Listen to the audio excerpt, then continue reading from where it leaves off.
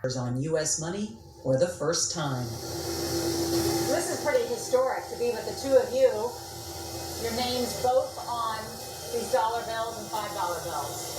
Well, we've never had two women before on the currency, and I think we're both first in our own right. Being the first Secretary of Treasury is an amazing accomplishment, and I am so proud to be working with her, and I'm exceedingly proud to have my name on the money with her. This is our engraving department at the Bureau of Engraving and Printing. Another woman, Charlene Williams, oversees the production of America's paper money. This is a tool that is used for hand engraving at the Bureau of Engraving and Printing. We love what we do here, making money. She showed us how the U.S. dollar is created, a process that begins with an order from the Federal Reserve. If you are looking at producing a 5, 10, 20, 50, 100, the first stage of the operation is called offset printing. It's where you simultaneously print the back and the face of the sheet at the same time, and then it dries for 72 hours. Then it goes to your plate printing operation, which we refer to as intaglio printing. That's where you have fine line engraving. Intaglio printing really is a staple of United States paper currency.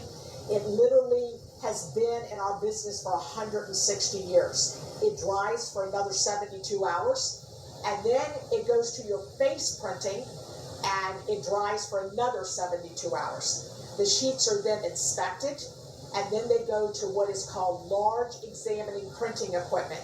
That's the final processing stage of where your Federal Reserve seal, serial numbers, and Treasury seal are incorporated onto the final note. At the very end, we end up putting a total of 16,000 notes into a cash pack, which weighs about 37 pounds. A total skid has 40 cash packs on it, and that's what is a finished product that we prepare to be shipped out. But if you want to know how much money we truly have here, it's zero. It's not a dollar till it becomes property of the Federal Reserve Board.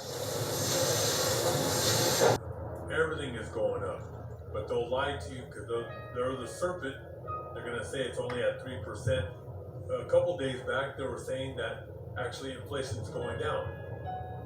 So everything is a lie, and they're doing that for a reason, so the American people will not panic. All right. So when they tell you not to panic, it's time to panic. Okay. So foreclosure crisis is looming.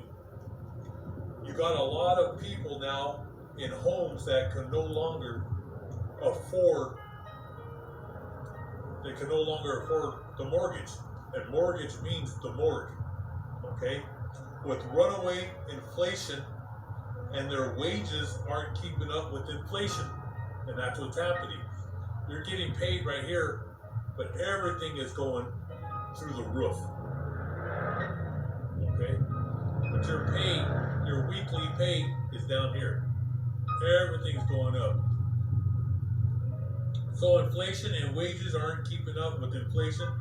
Everything is spiking. Property taxes, flood insurance, fire insurance, health insurance, car insurance, your electric bill, gas and water is all going through the roof. Car loans and gasoline. Then comes loan defaults.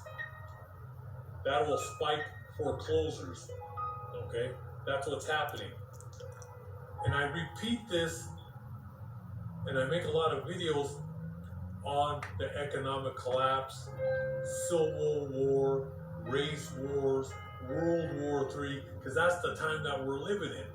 We're at the end of tribulation. Now those fake Christians and those the Roman Catholic Church, the Protestants, the ones that you see on TV, the Pope, Joel Steen, those are the false prophets. They lie to you. They're the children of the serpent. On here it's going to be raw and uncut. We're living in the times of the end of the age. and everything is bad news. The only good news is the Son of God is coming back, who you call Jesus Christ. His name is Yahweh Shai. He is the deliverer of his people, and he's coming back for God's elect. So there is hope.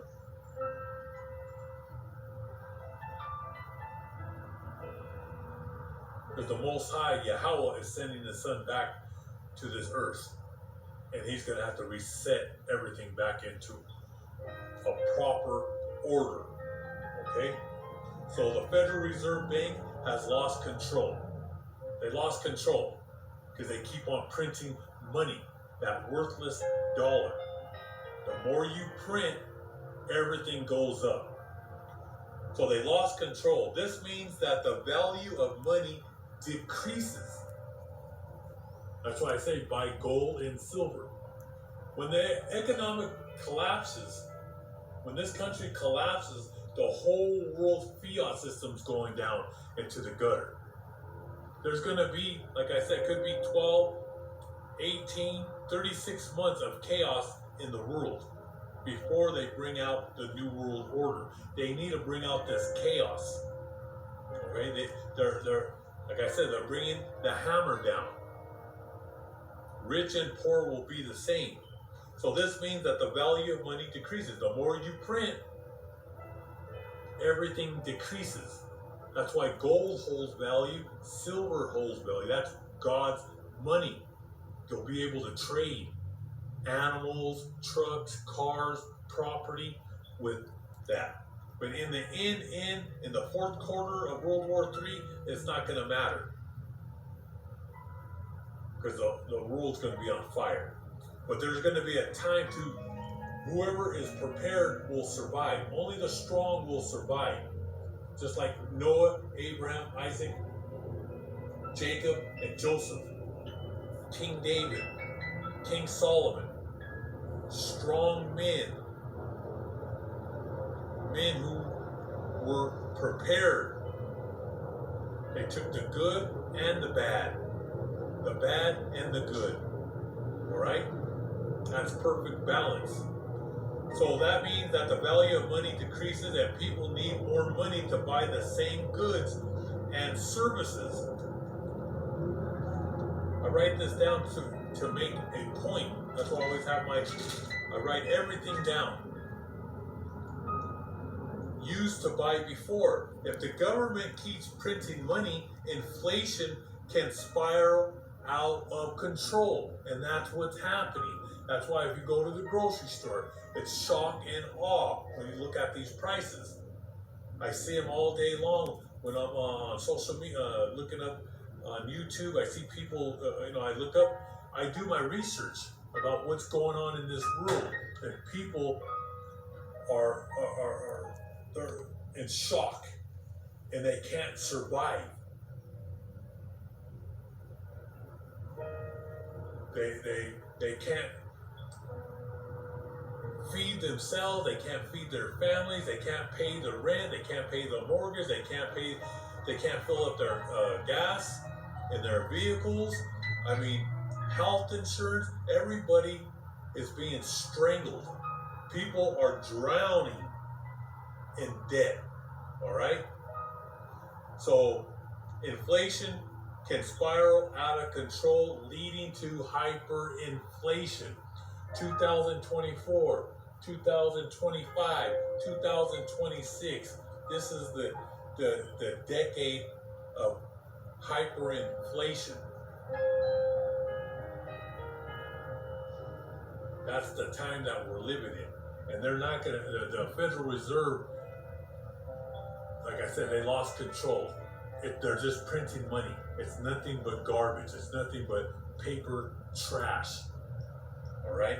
So that's why we're going into hyperinflation, and there's nothing you can do about it. All these people that are in America, it's turning into a third world country. So going into the news about war, Israel, Ukraine, and Taiwan, America's 3 wars. All right? Everything comes in 3. and they're printing money, sending billions every week to Ukraine, to Israel, and to Taiwan. We have ships out there. We're about to go to war on 3 fronts. Okay? So with this crisis in Ukraine and Israel, can America still defend Taiwan? Like I said, the whole world is upside down, and our military is running thin. All right? And then you have perhaps the most difficult of all, the immigration issue Congress must face, namely the security of the southern U.S. border. We're about to go into a civil war. You have thousands of truckers going to the border. You have people that are just fed up. They're going in truckloads, busloads to the border.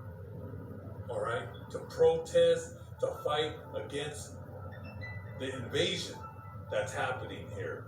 And this is all by design by the Rothschilds. We're going to get into it. But we're going into a civil war, and there's going to be race wars here in America. I mean, it's all out war on the 4 corners of this earth, and right here. America is divided. This is a divided country, and they're bringing the Biden, Republicans, Democrats, they're all the same. The Rothschilds are running the show, all right? They're bringing chaos. Shows the lawlessness of Democrat cities colliding with Joe Biden's open borders insanity. 2 NYPD police officers getting outnumbered and savagely beaten by a large group of illegal immigrants near Times Square. Those cops were just trying to break up a disorderly crowd outside a shelter, trying to arrest one of the illegals, and that's when the mob attacked. One of the thugs kicking an officer in the face while he's on the ground. He suffered a cut to his face, and the other officer was injured. 5 of those violent suspects were arrested by police later that same night, charged with assaulting a police officer, but 4 of them already back on the street, released without bail. And get this, they were only in custody for 3 hours. And we're getting new video of that 5th migrant in court today. One NYPD chief says all of those cop-beating migrants should be locked up. Reprehensible. Cowards. You have 8 people attacking a lieutenant and a cop. The 4 that were arrested should be sitting in Rikers right now, on bail. Should be indicted this week and taken off our streets. You want to know why our cops are getting assaulted? There's no consequences, and we must change this. Even New York Democrat Governor Kathy Hochul's outraged, and she's floating the D word. Why is it okay that they are left out on bail? I'm not satisfied with that at all. These are law enforcement officers who should never, under any circumstances, be subjected to physical assault. Those individuals be deported? I think that's absolutely something that should be looked at. I mean, if someone commits a crime against a police officer in the state of New York, and they're not, they've not processed, they're not here legally, definitely worth checking into.